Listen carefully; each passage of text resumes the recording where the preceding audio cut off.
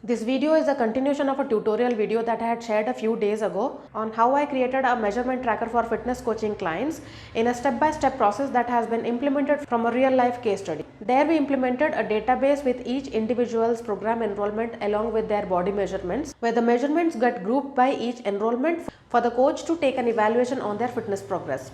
And in this video, we will build an interface that creates these charts over those measurements so that instead of having to use the records in their tabular form to check their progress, we can have this graphical representation of data from those numbers, which can provide a much better visual experience to the coach while using this tracker.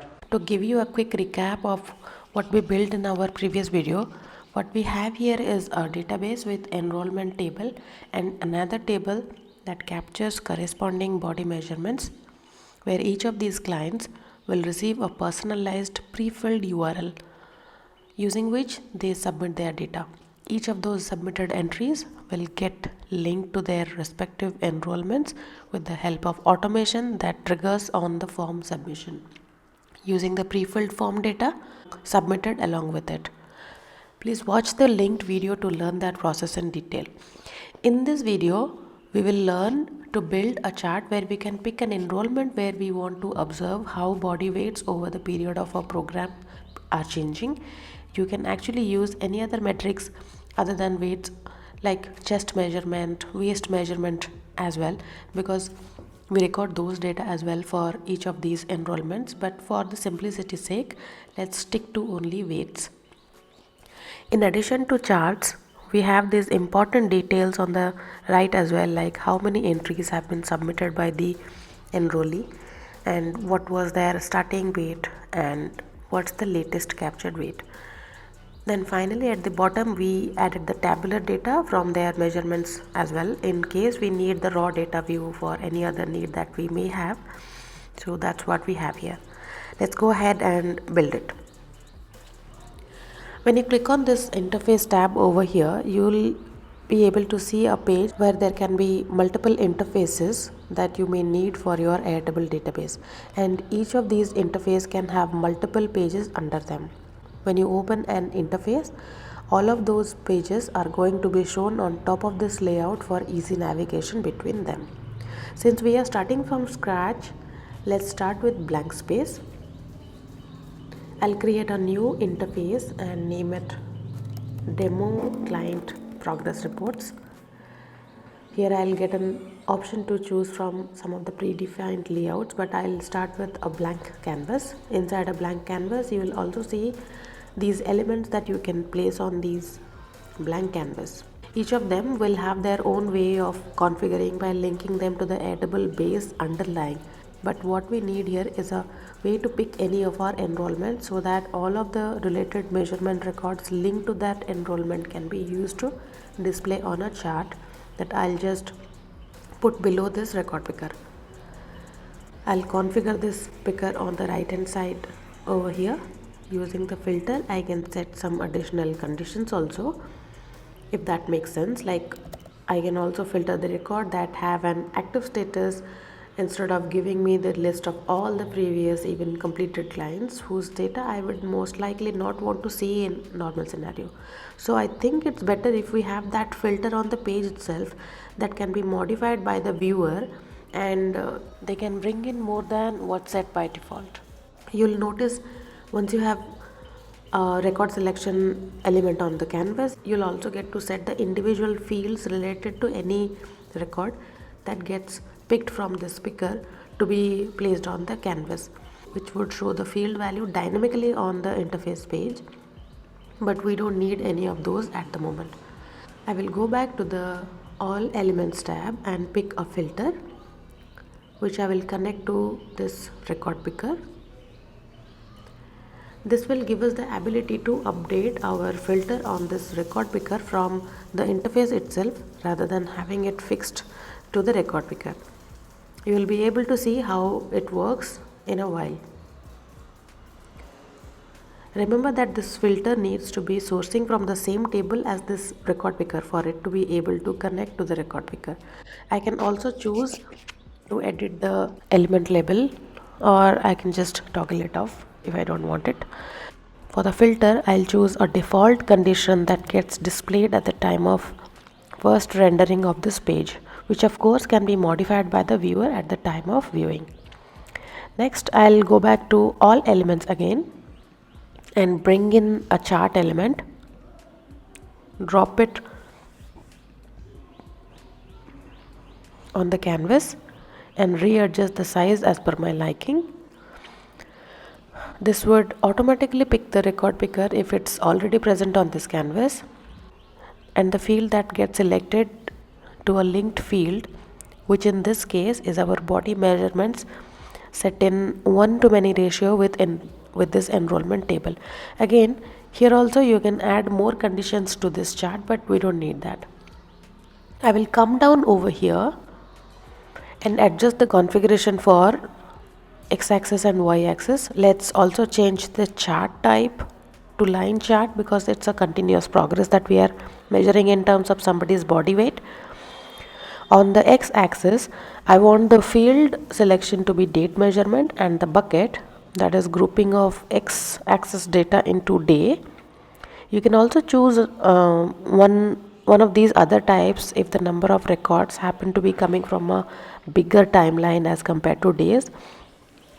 On the y-axis, I want weights, not any aggregate value, but what I want is individual field values which will come from these field summary. For the value over here, which is supposed to be aggregate value to be placed on these buckets, I will select the average of data over a bucket period, which happens to be just days value coming from one record for that day.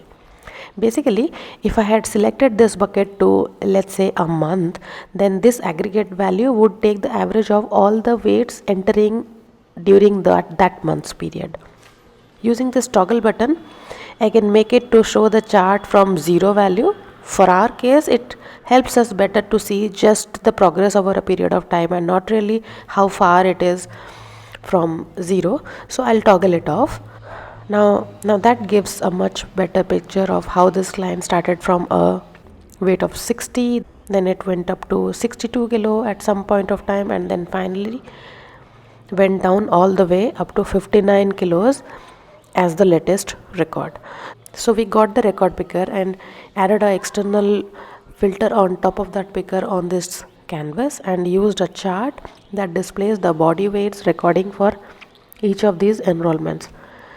Let's do a quick preview of how it has come up so far.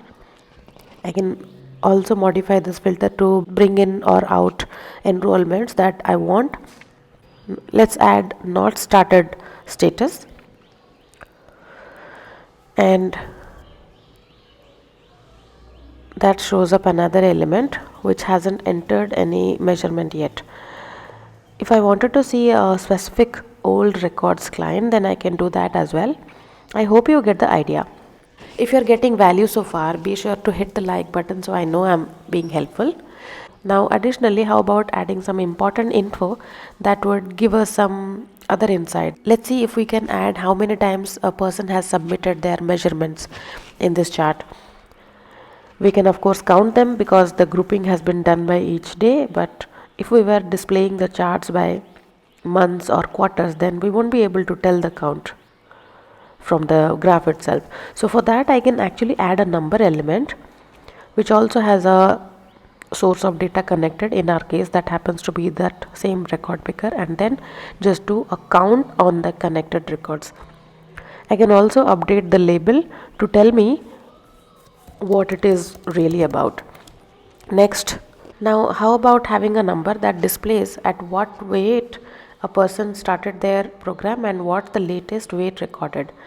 Let me take another number element.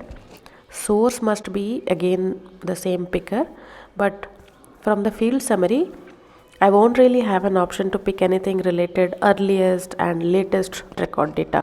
So to achieve that, what I want to do here, I'll go with a workaround done at the database level. First, I'll go to the enrollment table and get the earliest record date and latest record date with the help of a roll-up field. For the earliest date, which I will name it as measurement start date, I will first pick the related table from where I want to pick the information.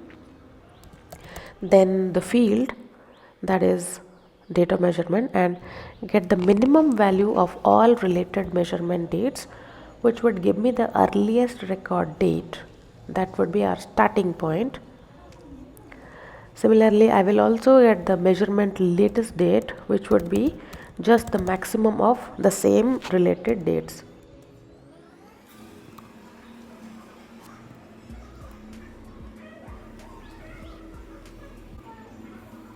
Now on the measurement tracker table, I want to use these dates to show me the related weight values where the date values are matching. For that, I will need to look these two fields in the tracker table first. I can just name them starting weight and latest weight.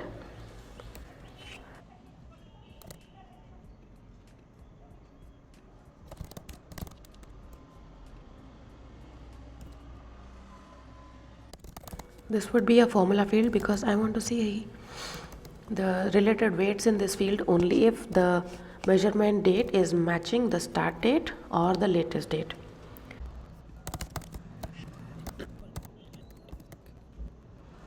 With this method, we will only see one right value per enrollment for starting weight and the same for latest weight. Now we can go back to our interface, and for starting weight, instead of using the field of weight, we can pick the starting weight instead, which would be like I mentioned already, ideally be just one right value, and I can take the average of these two values. I'll do the same thing for latest weight value.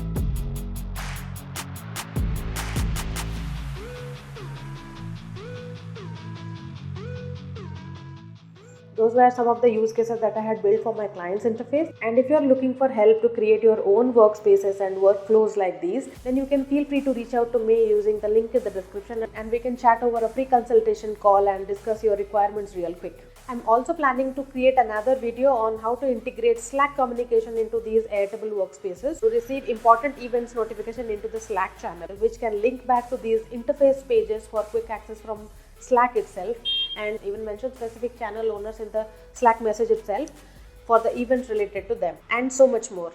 If that's something of your interest, then make sure that you are subscribed and have the bell icon pressed in order to receive an update whenever I upload that next video. Thank you for watching this video till the end. This is Snigdha here. I'll see you again. Bye bye.